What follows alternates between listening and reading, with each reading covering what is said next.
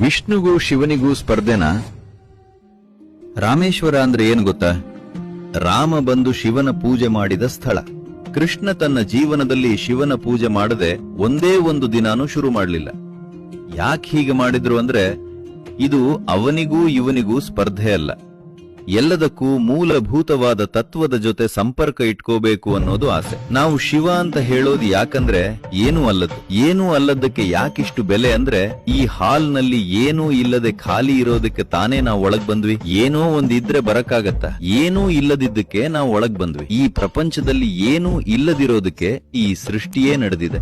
ಈ ಜೀವ ಅಸ್ಥಿರವಾದದ್ದು, ಇದು ಯಾವಾಗ ಬೇಕಾದ್ರೂ ಹೋಗ್ಬೋದು ಅನ್ನೋ ಜ್ಞಾನ ಬಂದಾಗ ಮೂಲಭೂತವಾದ ವಿಚಾರದ ಬಗ್ಗೆ ಮಾತ್ರ ನಮಗೆ ಗಮನ. ಇವತ್ತು ನಮ್ ಕೈಯಲ್ಲಿ ಇರೋ ರೂಪಾಯಿ ಹೀಗೆ ಹೋದ್ರೆ ನಾನು ಪ್ರಾಣಾನೇ ಬಿಟ್ಬಿಡ್ತೀನಿ ಅನ್ನೋ ಮನಸ್ಥಿತಿಗೆ ಬರ್ತೀರಾ. ಆದ್ರೆ ನಿಮ್ಮ ಕುತ್ತಿಗೆ ಮೇಲೆ ಕತ್ತಿ ಇಟ್ಟು ದುಡ್ಡು ಕೊಡ್ತೀಯಾ, ಪ್ರಾಣ ಬಿಡ್ತೀಯಾ ಅಂತ ಕೇಳಿದ್ರೆ ಅಯ್ಯೋ ದುಡ್ಡು ತಗೊಂಡು ಹೋಗಪ್ಪ, ಹೋದ್ರೆ ಹೋಗ್ಲಿ. ಕುತ್ತಿಗೆ ಮೇಲೆ ಕತ್ತಿ ಯಾವಾಗ್ಲೂ ಇದೆ. ಹಾಗಿದ್ರೆ ಎಲ್ಲದಕ್ಕೂ ಮೂಲಭೂತವಾದದ್ದು ಯಾವುದು? ಅದನ್ನ ನೆನೆಸಿಕೊಳ್ಳೋದು, ಅದರ ಕಡೆಗೆ ಹೋಗೋದು ತುಂಬಾ ಮುಖ್ಯವಾದ ವಿಷಯ. ಮಿಕ್ಕಿದ್ದೆಲ್ಲವನ್ನೂ ನಾವು ಸ್ವಲ್ಪ ಹಾಗೆ ಹೀಗೆ ಎಂಟರ್ಟೈನ್ಮೆಂಟ್ ಮಾಡ್ಕೋಬಹುದು. ಆದ್ರೆ ಕುತ್ತಿಗೆ ಮೇಲೆ ಕತ್ತಿ ಇದೆ. ನಮಗೆ ಜ್ಞಾನ ಬಂದಾಗ ಇದೊಂದೇ ನಮಗೆ ಮುಖ್ಯ. ಅದ್ರಿಂದ ವಿಷ್ಣುಗೂ ಶಿವನಿಗೂ ಸ್ಪರ್ಧೆನ? ಅವರಿಬ್ಬರಿಗೂ ಸ್ಪರ್ಧೆ ಇಲ್ಲ. ನೀವಿಬ್ರು ಇಲ್ಲಿ ಎರಡು ದೇವಸ್ಥಾನಕ್ಕೆ ಹೋಗೋರು ಬೇಕಾದ್ರೆ ಸ್ಪರ್ಧೆ ಮಾಡ್ಕೋಬಹುದು.